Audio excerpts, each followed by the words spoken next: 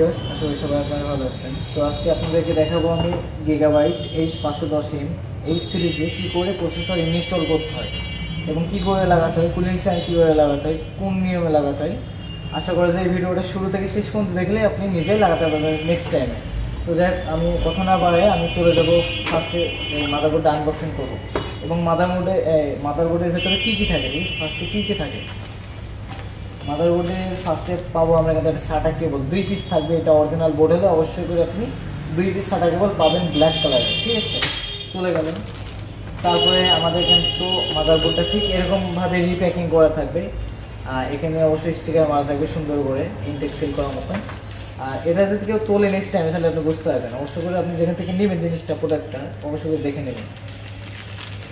তো আমি ফার্স্টে এটা খুলবো খুবই সূক্ষ্মভাবে, এটা কিন্তু আস্তে আস্তে খুলবেন। আর মাদারবোর্ড কিন্তু হাত থেকে পড়ে গেলে কিন্তু ড্যামেজ হয়ে যাবে, এই জন্য খুবই সাবধান সহকারে খুলবেন আপনারা। এবং যদি পারেন তাহলে আপনি হাতে গ্লাস পরে কাজ করবেন, এর জন্য এতে আরও ভালো, ঠিক আছে। গ্লাস পরলে আরও ভালো। তো আমরা মাদারবোর্ডের ভেতরে পেয়ে যাবো কিন্তু একটা টিন। এটা অবশ্য কেসিংয়ের ব্যাক পার্টে মানে ব্যাক সাইডে লাগানো থাকে আর কি। এই যে অবশ্যই এখানে মানে দেখায় আপনাকে। তো টিন চলে গেলো, টিন লাগবে না। তারপরে আমরা পেয়ে যাবো হচ্ছে একটা ম্যানুয়াল বই। তো আমাদের এই মাদারবোর্ডের ভেতরে এগুলো ছিল আর কি। তো অবশ্য করে আমি মাদারবোর্ডের এটা উপরে থেকে লাগাবো। তো হচ্ছে আমি মাদারবোর্ডে কী কী অপশন পেয়ে যাবো, আমি পাবো হচ্ছে 2টা USB, একটা PS2 কিবোর্ড মাউসের অপশন, একটা VGA অপশন, একটা HDMI অপশন, 2টা 3.0 USB পোর্ট, 2টা 2.0 4টা USB পোর্ট টোটাল। একটা আপনার ল্যান্ড পোর্ট পাবো, আর 3টা সাউন্ডের জন্য অডিও, মাইক্রোফোন প্লাস আপনার 5 স্পিকার আরও অ্যাড হবে, 3টা আপনার স্পিকার স্লট। আর মাদারবোর্ডে আমরা পেয়ে যাবো হচ্ছে 2টা র্যাম স্লট, একটা গ্রাফ স্লট, একটা আপনার এক্সট্রা আপনার USB ল্যান্ড হাতে যাবে, এক্সটার্নাল অনেক কিছু লাগানো যাবে সেই স্লট। আর সাথে পেয়ে যাবে একটা গ্রাফিক সাথে পেয়ে যাবো একটা M.2 SSD একটা স্লট পেয়ে যাবো। অবশ্য করে আমি প্রসেসরটা বলে খুলে ফেলি।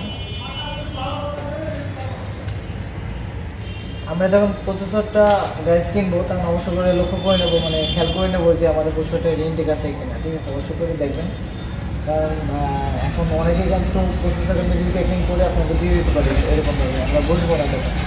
তো সেক্ষেত্রে আপনি প্রসেসরটা প্যাকেটটা হাতে নিয়ে অবশ্য করে দেখবেন যে আপনার এখানে স্টিকারটা অরিজিনাল স্টিকার আছে কিনা। তো যাক আমাদের এটা অরিজিনাল এবং সিম্পল আছে, তো আমি ক্লিয়ার করবো এটা কাটার পরে। প্রসেসরের ভেতরে কী কী পাবো আমাদের কাছকে দেখায় দিই আমি। ফাঁকা এটা পেয়ে যাচ্ছে, এটা ম্যানুয়াল বই, সেটা কী করে লাগাবো এটা। এখানে অবশ্যই ইনফরমেশন দিয়ে আছে, চাইলে আপনি এখানে দেখেও লাগাতে পারবেন।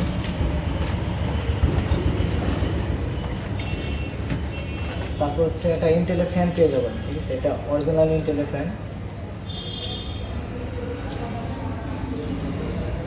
ফ্যানটা দেখে নেবো রানিং আছে কিনা, ঠিক আছে সত্যি। তারপরে আমরা প্রসেসরটা পেয়ে যাবো। প্রসেসরটা কিন্তু খুবই সূক্ষ্মভাবে ধরবেন যাতে কোনোভাবেই মাটিতে না পড়ে অথবা আপনার ফ্লোরে না পড়ে, ঠিক আছে। কোনোভাবে আপনার ফ্লোর মানে হাত থেকে নিচে যাতে না পড়ে, তাহলে কিন্তু ঝামেলা হবে। কারণ প্রসেসর খুবই সূক্ষ্ম জিনিস।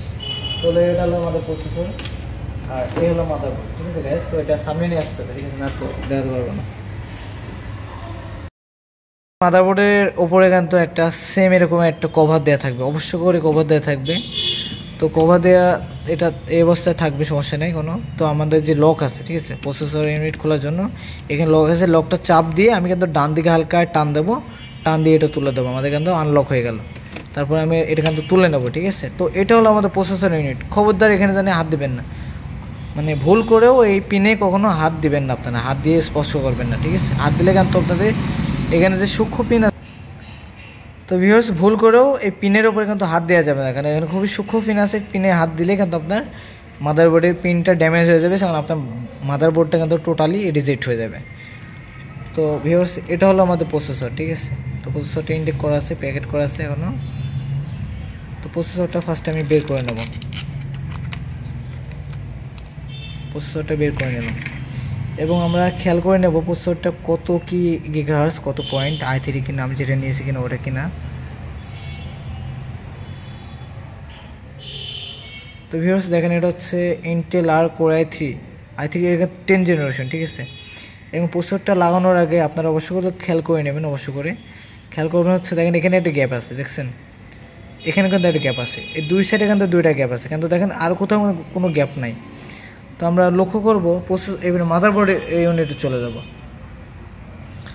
মাদারবোর্ডে যাওয়ার পরে আমরা কিন্তু খেয়াল করবো দেখেন এখানে একটা গ্যাপ আছে, এখানে একটা ফোঁটা আছে, এখানে একটা ফোঁটা আছে, তাই না? আর কোথাও কিন্তু ফোঁটা নাই, ওরকম কোনো গ্যাপ বা নাই, ঠিক আছে। তাহলে আমরা মেলাই নেবো, ঠিক আছে। তাহলে আমাদের এই ফোঁটা এখানে যাবে, ওই ফোঁটা ওখানে যাবে, এরকমভাবে এই ছিদ্রর ভেতরে আমরা গ্যাপে গ্যাপে এটা মিলাই দেবো এবং সুন্দর মতো এটা বসাই দেবো।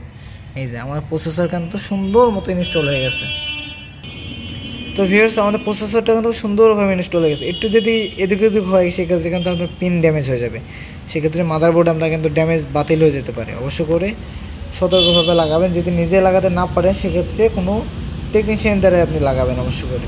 তো আমাদের এটা লাগানোর পরে আমরা কিন্তু আগে যেই আপনার এটা ছিল সেটা কেন নামাই নেব, নামাই নেওয়ার পরে আমরা কিন্তু এই যে স্ক্রু আছে, এই যে এই স্ক্রুর মধ্যে কিন্তু আগে এই যে ছিদ্র অপশন এটা কিন্তু ঢোকাই নেবো, ঠিক আছে। এটা নেওয়ার পরে আমাদের জাস্ট এই যে এটা প্রেস করে জোর করে চাপ দিয়ে এখানে আবার দিয়ে দেবো। এই যে আমাদের কভারটা এটা কিন্তু রিমুভ হয়ে গেছে, এটা প্রয়োজন নেই, এটা আমরা ডাস্টবিনে ফেলে দিতে পারি, ঠিক আছে। এটা চলে গেল। তো এই হচ্ছে আমাদের প্রসেসর লাগানো কমপ্লিট। তারপর হচ্ছে কুলিং ফ্যান, এটা কি আমরা লাগাবো। তো ফ্যানের অবশ্য করে আমরা যখন লাগাবো ফ্যানের এই যে এগুলো দেখতে পাচ্ছেন, এরকম তো যদি এরকম ঢুকে থাকে তাহলে কিন্তু লাগবে না কখনোই, ঠিক আছে। সেক্ষেত্রে আমাদের এটা ভেতরে করে নিতে হবে, এই যে এরকমভাবে রাখলে কিন্তু আমাদের ফ্যানটা লাগাতে হবে, এইভাবে লাগাতে হবে, ঠিক আছে। কিন্তু ওই যদি এরকম মুখ বের হয়ে থাকে তাহলে কিন্তু আপনি লাগাতে পারবেন না কখনো, এই যে এরকম। তো আমরা অবশ্য করে ওগুলো উল্টা করে রিমুভ করে নেবো উল্টা দিকে এবং এরকম আনলক করে নেবো। নেওয়ার পরে মাদারবোর্ডে দেখেন চারদিকে 4টা গ্যাপ আছে, দেখেন এই যে 1টা 2টা 3টা 4টা, তাই না? 4টা আছে। আমার কুলিং ফ্যানের কিন্তু 4টা অপশন, 1টা 2টা 3টা 4টা। এবং আমার ফ্যানের কুলিং ফ্যানের যে আপনার লাইনটা যাবে সেটা কোন সাইডে যাবে, আমার কিন্তু লাইনটা যাবে দেখবেন এখানে অবশ্য করে সিপিইউ ফ্যান লেখা থাকবে, সিপিইউ ফ্যান। হয় এটা এ সাইডে থাকতে পারে, এ সাইডে থাকতে পারে, এ সাইডে থাকতে পারে, মানে আপনাকে একটু খুঁজে নিতে হবে, ঠিক আছে। অবশ্য করে আমাদের সিপিইউ ফ্যানের লাইনের অপশনটা কিন্তু 4টা পিন থাকে, 1টা 2টা 3টা 4টা, এরকম এটা মনে রাখলেও হবে কিন্তু আপনার। অবশ্যই এখানে খেয়াল রাখবেন এটা 4টা পিন দেখার পরে সিপিইউ ফ্যান, না তো SOIS ফ্যান। SOIS মানে হচ্ছে কেসিং ফ্যান, আর সিপিইউ মানে আমাদের যেই কুলিং ফ্যান লাগাচ্ছি এটা ফ্যান, ঠিক আছে। তো আমি যেহেতু আমার ফ্যানের ইউনিট ওই সাইডে আছে সেক্ষেত্রে আমি তারটা কিন্তু ওই সাইডে দেবো, এই জন্য আমি এইভাবে লাগাই নেব এবং দেখে নেবো যে আমার গ্যাপগুলো তো পড়ছে কিনা, ঠিক আছে। পড়ছে অবশ্যই ভালো, তো এটাও দেখে নেবো এবং বাকিগুলোও দেখে নেবো যে কী অবস্থা। এটাও ঠিক আছে, এটাও ঠিক আছে। তারপরে আমি কিন্তু এগুলো চাপ দিতে থাকবে, একটা একটা করে চাপ দিতে থাকবে, যে যখন চাপ দিবেন তখন দেখবেন লকের একটা আওয়াজ হবে, ঠিক আছে। যখন আটকাবে আওয়াজ হবে, ক্যাট ক্যাট করে আওয়াজ হবে, এই যে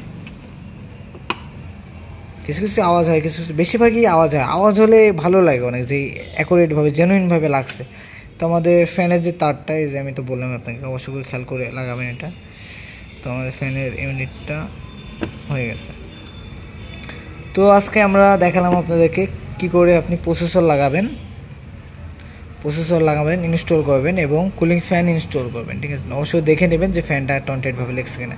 এই যে আমি কিন্তু দেখাই দিচ্ছি আপনাদেরকে, দেখেন একদম টয়েন্টেডভাবে লাগছে, ঠিক আছে। এবং উল্টা দিকে অবশ্যই করে দেখে নেবেন যে আপনাদের লকগুলো 4টা লক কিন্তু বের হয়ে গেছে অলরেডি, দেখছেন। তো ভিউয়ার্স অবশ্যই করে ভিডিওটা ভালো লাগলে, কাজে লাগলে আমাদের চ্যানেলটাকে ফলো করবেন, সাবস্ক্রাইব করবেন, কারণ এরকম ভিডিও আমরা প্রতিনিয়ত আপনাদেরকে দিতে থাকবো। আর অবশ্য করে আমাদের চ্যানেলটা সাবস্ক্রাইব করার পরে আমাদের পাশে বেল আইকন বাটনটা অবশ্য করে অল করে দেবেন, কারণ ভিডিও আপলোড করা মাত্রই আপনার কাছে নোটিফিকেশন যাবে, তখনই আপনি প্লে করে আপনার প্রয়োজনীয় জিনিসগুলো দেখে নিতে পারবেন। তো অবশ্য করে সবাই ভালো থাকবেন। আসসালামু আলাইকুম।